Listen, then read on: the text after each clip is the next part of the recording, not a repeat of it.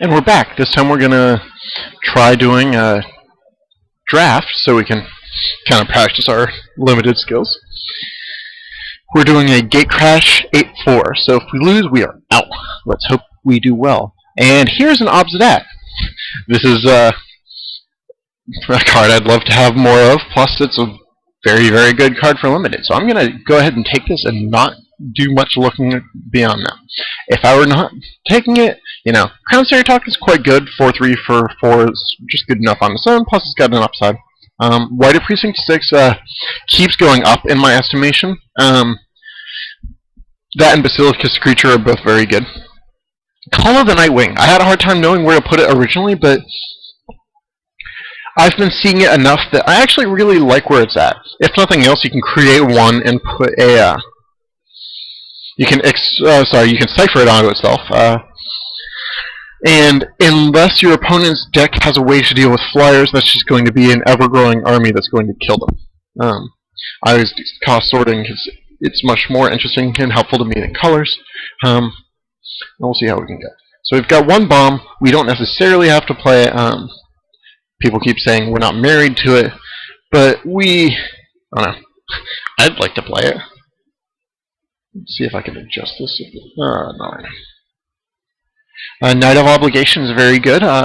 Would work very well with our first pick. Bane Alley Broker is good, but it's often too slow for the format. Dracewing Crisis is very good, and it's just good. Angelic Edict is good, but we'll probably see others. I think I'm going to go with the 4-drop for now. Extorting is a very good place to be. Again, we don't have to be stuck on that card, but it was a pretty... Night of Obligation is pretty good. So. Okay, there we go. Herbalist Protector is okay, but it's a bit slow. Death Cult Rogue is actually pretty good. Even if we're not playing blue-black, it's pretty good, and we can Shadow Slice if we need to. Also, some of the black spells that get cast, the Cipher spells, worked very well with things like Extort. So it's between Herbalist Protector and Death Cult Rogue. Firefist Striker is a pretty good card for the white-red aggressive decks, the Boros decks, but it's not really where we're at. Just because we've got a pretty high end already, I'm thinking of getting some lower end cards. Let's do that. A lot of times I make the mistake of drafting too many big mid-end game cards, and I don't want to just get blown out early. So we'd like to have some kind of action early on. This is one that may be wrong. The more I see Death Cult Rogue, the more I like it. It's significantly better in my mind than the Keymaster Rogue. In this format, there are very few times than having to return a creature to your hand is not a significant downside. Assault Griffin versus Syndicate Enforcer. I think that flying is probably worth Extort. I think it's worth it to be able to get in a bit easier, or to just block flyers, which otherwise my deck would have a hard time with. Shadow Slice is good. Mental Vapors is not terrible. I haven't really gotten much play with it yet, because it's always one of those 24th to 25th cards that you don't quite get to. So let's go ahead and take this.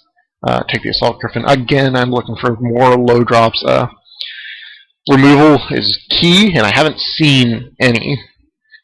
Basilica cards is kind of like removal because it'll block things, and it gives us an Extort count. Rust Scarab is actually quite good. 4-5 for 4 is just decent numbers. Plus, you keep adding little nice side benefit things to the 4 and 5 drops, which is nice. It makes them more interesting than just a big blah vanilla creature. None of this is too interesting. Slate Street Ruffian is okay, and it can trade with their guys, but we're really not that aggressive of a deck. I guess Death Cult Rogue and Assault Griffin are aggressive. Night of Obligation and Basilica Guards are pretty defensive, so we're kind of we're kind of towing the line here. Just because I'm curious how it plays, I think I'm going to take Mental Vapors. I don't know if I'll end up playing it or not. Looks like white-black is not super open, so we're going to consider our options for moving, but we haven't seen a lot of good reasons to yet. Even blue-black doesn't seem to be that open, which we would have kind of expected, because it generally always is. I'm going to take the Molten Primordial. It's awfully slow and it's probably just worse than Scab Clean Charger. However, white-red is a guild right now, so we could use a lot of the cards we already have. Whereas the green card, which I would otherwise be most interested in, is not really an option. Leyline Phantom is also okay because it would let me go into blue-black, but our blue cards aren't, or sorry, our black cards aren't actually that good. Shy of splashing for Obsidian, which we really don't want to do. Two of a color is a lot harder to splash for than one, of course. We've got 6 creatures. Again, we're not quite sure where we're at. Zorichi Tiger is okay. It's not too bad. It's really good in the Extort Mirror, for example, because it can help you stay alive against that sort of thing. Scorchwalker, Bomber Core. Actually, we've been seeing a lot of aggressive red and white cards. It might be time to jump ship on our white-black and see if we can go into Boros. I'm going to take Bomber Core just so that we have early drops. That is the most important thing in that deck. But we're still kind of feeling out where our deck could go. Foundry Street Denizen really requires a lot of red creatures, which we're not there yet. So we're going to grab Corpse Blockade. It's a good defensive card if we end up sticking with that plan. Beacon Operation is actually not terrible in either plan. It's really nice to have an evasive 1/1 flyer. It's good with Mental Vapors. It's okay as a chump blocker if I have to, or to trade with a lot of these Boros 2/1s and such. None of this is really much good. I'll go ahead and hide that immediately. So Beacon Apparition isn't as bad as I thought it would be originally. A lot of times, one of my weaknesses in Limited is I tend to not draft enough answers to flying. So, you know, if you have a really aggressive deck, you don't really need to because you'll just race them. But there are a lot of decks that I make that, you know, are nice and slow and have a plan and have some removal, but not really enough to handle every flyer they could possibly have in like a blue-white skies deck. Boros Guildgate is very good. It kind of lets us hedge a little bit. Plus, if we do end up just going Boros, it's very good.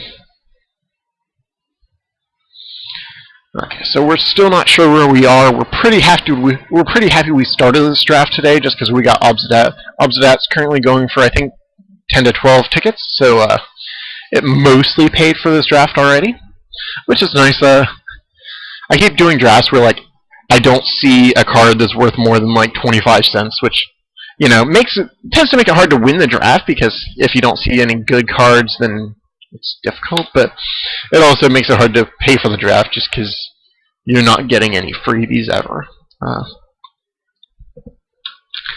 But sometimes it happens, variants and all that. One of my personal superstitions, I tend to feel like my deck is coming together better when the land that I get last matches my colors. I know it's silly and all that, but it can be fun to see. Oh man, I got a swamp. Clearly, this is my deck is on track and it's going the right direction. But it can just be fun to play with that sort of thing. Okay, let's see. There is nobody in the draft that I recognize, which is, I don't recognize that many names. Firemane Avenger is very good. We don't know if we are red-white or red-black, but especially since I already have a Boros Guildgate, I'd probably splash it if we're white-black. So I'll go ahead and take it. Kingpin's Pet is very, very good. Cynic of Ties is very good. And Cinder Elemental is not as good as I originally thought because it tends to be too fast of a format to spend that much mana in, but it's still pretty good. It's a good finisher. But Fire Main Avenger is a 3/3 flying for 4, and that can be tough for our opponents to deal with. Alright, so we've got Guild Mage. Guild Mage is good. Executioner Swing is removal, as is Pit Fight. It looks like the deck is trying to make us make a decision. The Obsidat deck could splash Fire Main Avenger. The opposite is not nearly as true. So I'm thinking I'd slightly rather be white-black if I can help it. Plus, red-white is kind of boring for me. So let's see what we got. Guild Mage is good. It can be a good finisher. It can help in a race. Also, I'm more than happy to trade it off against some of the early aggressive Boros or Gruul creatures. So it's decent to have. I mean, like, I'd consider Gutter Skulk for a similar reason. It kind of compares with Executioner's Swing. Executioner's Swing is bad removal, and Viscopa Guild Mage is good for trading, and it's got an upside. So I think I'm going to stick with that. Cynic of Ties can trade if I need to, but the Extort is just so good. Throw Parasite is fine, but the Cynic has a better, more useful actual body. Although the removing counters is not entirely irrelevant.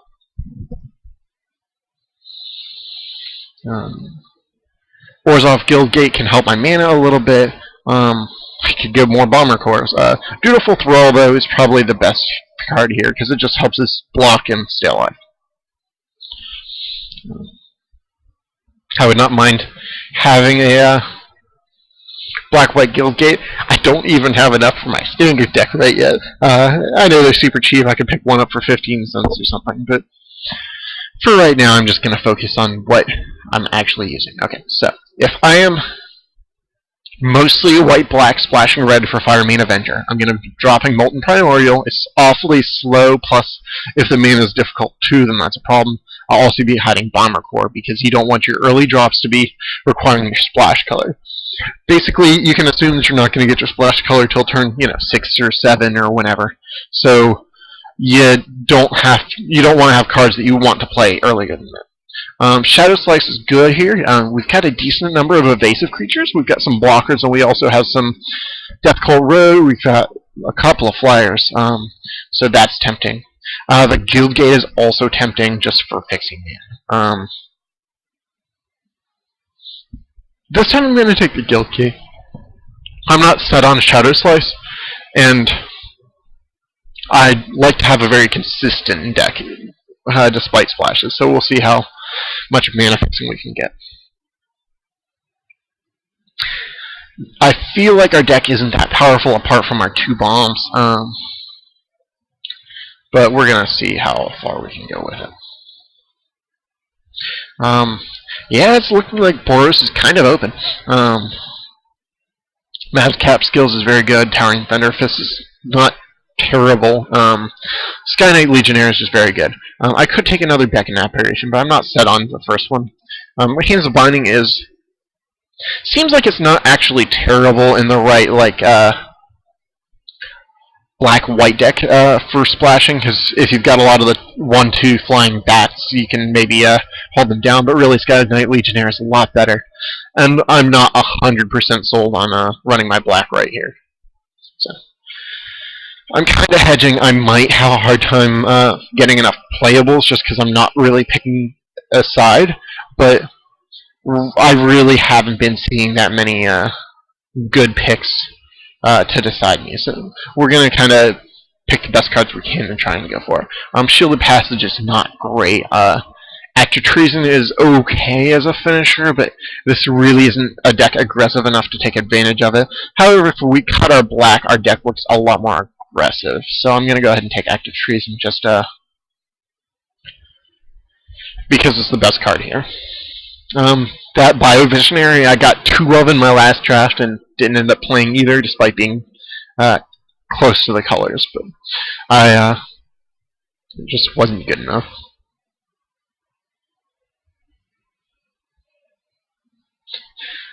You can tell a card is mildly complicated when there's no room in the text box for flavor text. So none of these big guys do.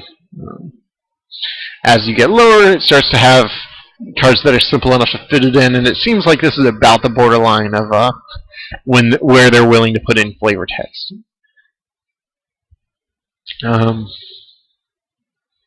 Apparently this Fire Main Avenger really doesn't like gateless. Those without guilds. Cool. If we do play red, white, and splash black, is there anything here we would play? Corpse Blockade doesn't really synergize with the red-white aggressive plan. Death Cult Rogue does, however, it's awfully hard to cast on the splash. Mental Vapors would actually be worth considering, just because it is good with some of these evasive creatures we've got. We actually have a decent number of fires. Not a great number, but a decent. Martial Glory could go into the red-white deck. Otherwise, we'd just be cutting something or playing a Dimir Guild, or taking a Dimir Guild Gate just in case we end up with a good splash, which we have no reason to think we will. Again, really not seeing much. Furious Resistance is not too good in Boros, just because Boros doesn't like blocking that much, but a lot of times, you'll play a creature with Summoning Sickness, so it'll be untapped so you can block, or whatever. It's not terrible.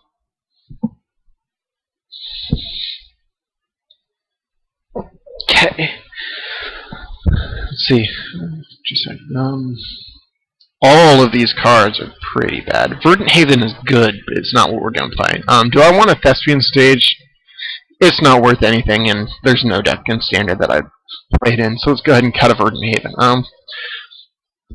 You may have seen there are decks that people will play with Verdant Havens on gates, and then they play the green guy that lets them untap their gate. So basically they tap it for 2 mana, tap a creature to untap it, and then tap it for 2 more. So they can really abuse it for ramping. But it's still, it requires a very specific plan, and if I'm seeing 2 Verdant Havens this late, I'm pretty sure nobody's on the plan. Let's see. I'm going to go ahead and hide these cards that there's no chance I'm playing. It would take a lot to get me out of red, white, black, and into green or blue, so I'm just going to hide those. Shadow Alley Denizen is pretty bad in this deck. It's okay in Dimir, because it can help get some of your guys through, which Dimir really likes. And here we don't have much. Illusionist Bracers is not terrible with the Guild Mage, but it's pretty bad. And that's really our only other card it works with. Let me see what else is here. Angelic Edict. You know how earlier I said we'd just see them again? Well, we really haven't. We've been fighting over some of the same colors, unfortunately, so I'm just going to take it now. We need removal, like, really badly. Soul Ransom is very tempting to splash for. However, our mana is tough enough as it is. We're not positive which way we're going. Let me see. Okay. Death Cult Rogue is probably best if we're playing white-black. If we're playing white-red, I think Court Street Denizen actually is. Let me see. Active Treason isn't that good. Furious Resistance, Bomber Core, Martial Glory aren't that good. I'm thinking let's try white-black. So let's try the Death Cult Rogue. Now I'm really going to prioritize things like Shadow Slice, because we like, we're going to have some unblockable creatures. Unfortunately, best card is probably red, and very not splashable. This is also good for the red-white aggressive deck. We're pretty far from the Boros aggressive deck by this point, though. Corpse Blockade is okay, but I'm going to try and just get some early action creature that can block and all that. It's really bad picking up a Gutter Skulk this early. But I think we want to get creatures that can block, trade, and attack, and this does those things. Phobos Protector versus Executioner Swing. Okay, ooh, Gyro Sage might be worth money, but let's try and win the draft. Executioner Swing is bad removal, but if we need it, we need it. Phobos Protector is tempting. It's a bit late. However, it can help be a win condition.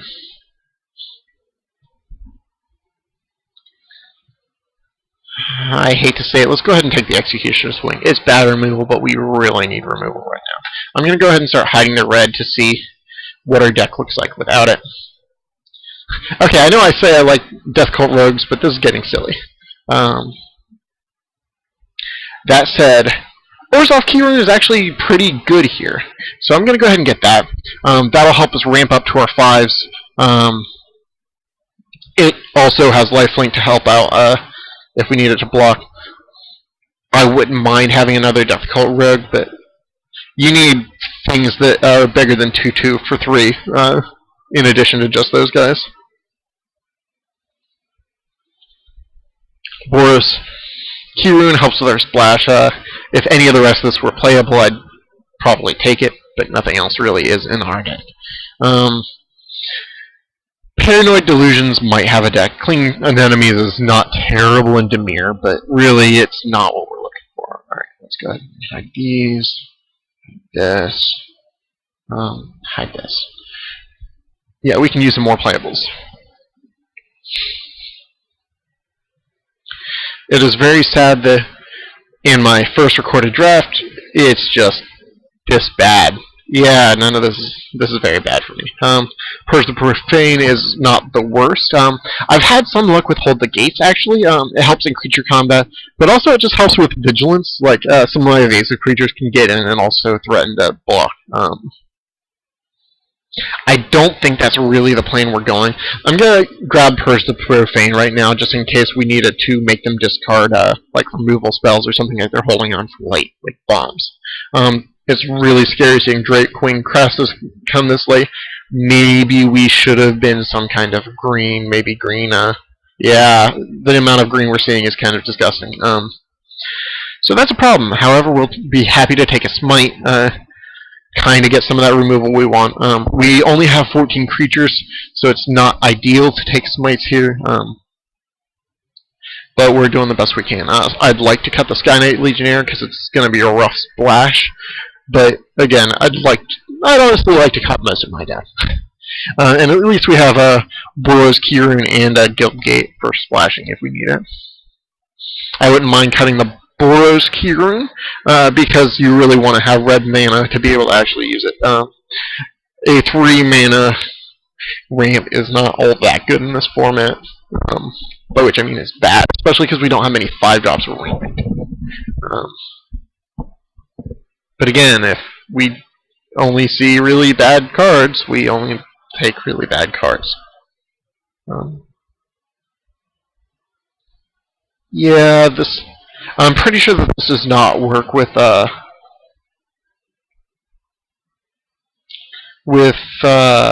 Extort. I believe there's only activated abilities, not triggered abilities. However, I'd like to have a copy of the card just because it's cool. There's really nothing there that I would have played, so. Onward and upward. We'll make this work the best we can. I know I'm kind of talking trash about my own deck here. Some of these cards are really not what we like. But there's always a chance that Obsidian will come into play and just win us, steal games that we should not otherwise win. Actually, aerial maneuver is a lot better than I tend to give it credit for, so let's go ahead and grab that. I was going to grab the Dimir Guildgate just in case there was something blue hidden that was not good, or that was worth considering, but I'd definitely rather take a good playable card. And while aerial maneuver is not quite removal, it's almost a Smite.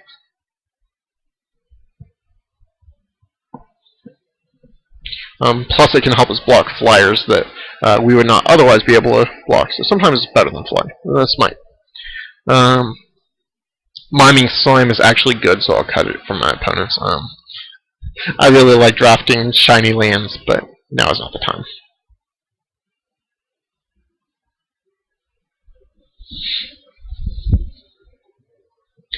Okay, we've got a couple of guys with Extort.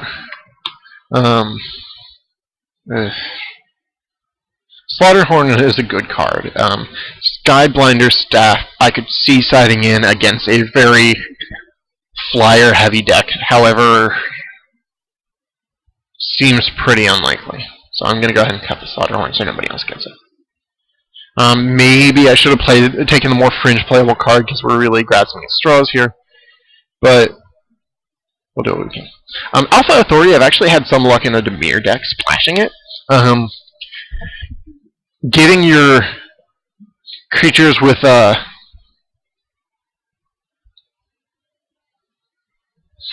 Cipher abilities, Hexproof, and the ability to become harder to block is actually really good for Cipher. So that is always a thought. Obviously, it's not coming in here. Now we go ahead and go to deck building. I'm gonna leave the Boros Keyring here. I've got the feeling I'm gonna go ahead and end up picking it up in a minute, but I'm gonna put it off as long as I can. Let's try Justice, Firemane Legionnaire, and see what we got. Maybe Horror Dim isn't terrible, but it seems pretty bad. Mental Vapors. I'm gonna play around with it, mess with it, see how it goes. All of this stuff is good. Okay, this is only 20 cards, so yeah, we're gonna have to stretch a little bit.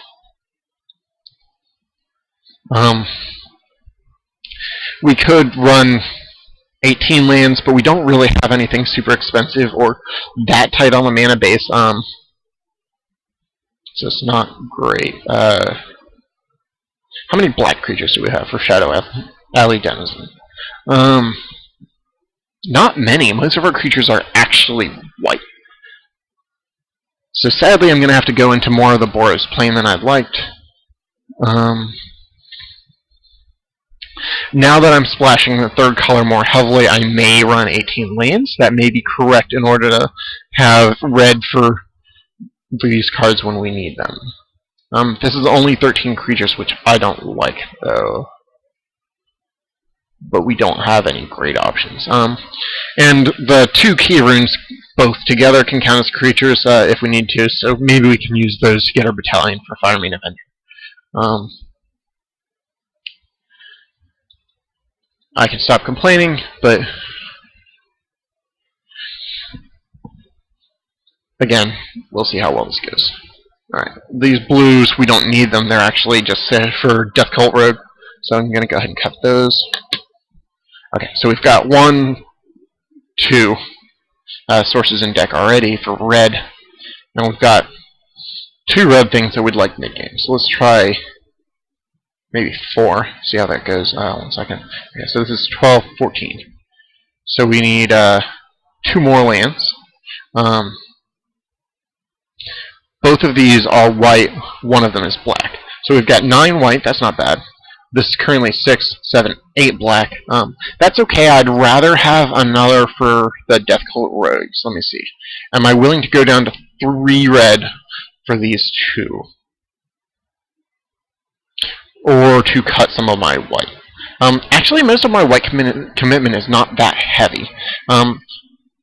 Smite doesn't have to happen too early. Beckon Apparition can't happen too early. So if we look at these as like turn 3 or 4 plays,